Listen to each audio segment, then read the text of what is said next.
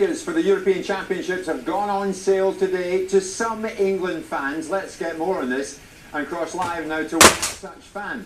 A top 400 England Gold member. He is Simon Oliver. He joins us live this afternoon on Sky Sports News.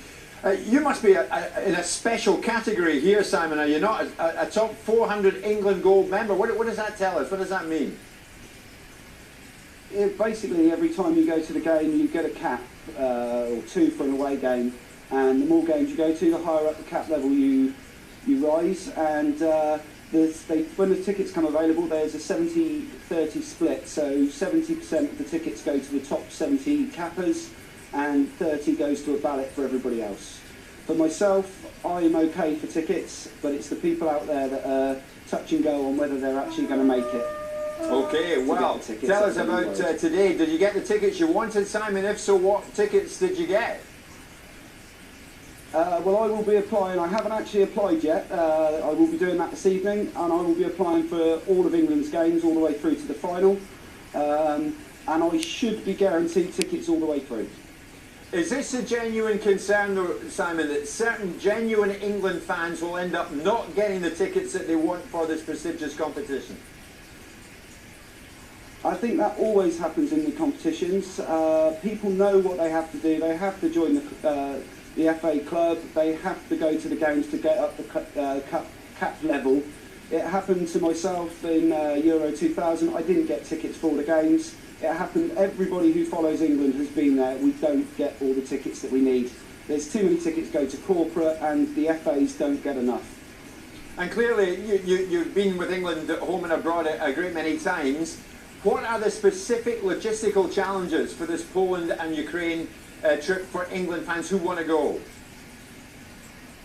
Well, the Ukraine's a big country, and travelling around and the hotels, and it's the case of whether to travel to the games on the day with maybe a long flight or overnight on a train.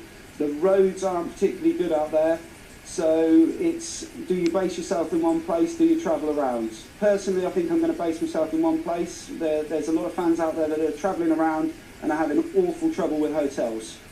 Are you putting money away for it now? I mean, it's going to cost a fortune, is it not? It will cost a fair bit, but you know, you make sacrifices in your life for what you want to do, and I have a very understanding wife. That's good to know. What about hotel accommodation? Are you learning any information in that area? We hear that England fans may have to stay in student accommodation and the likes.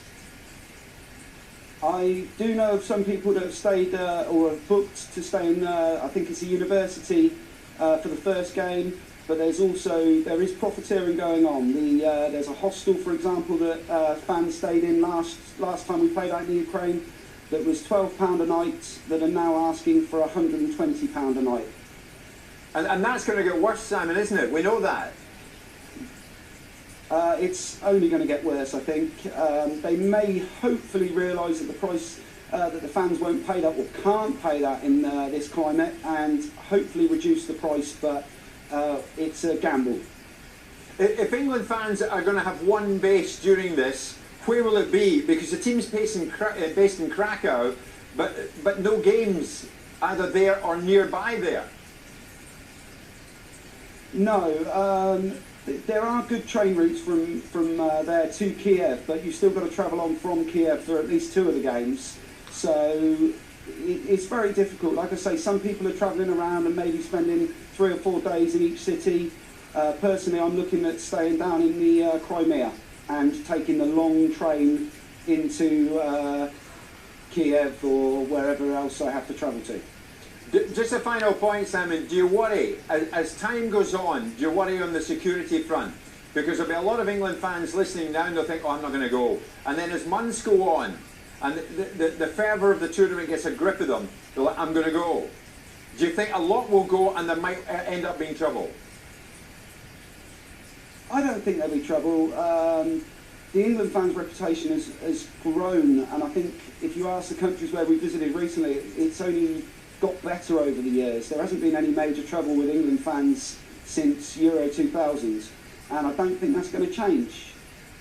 Let's hope not. Simon, great to speak to you. Thanks for joining us. Thank you.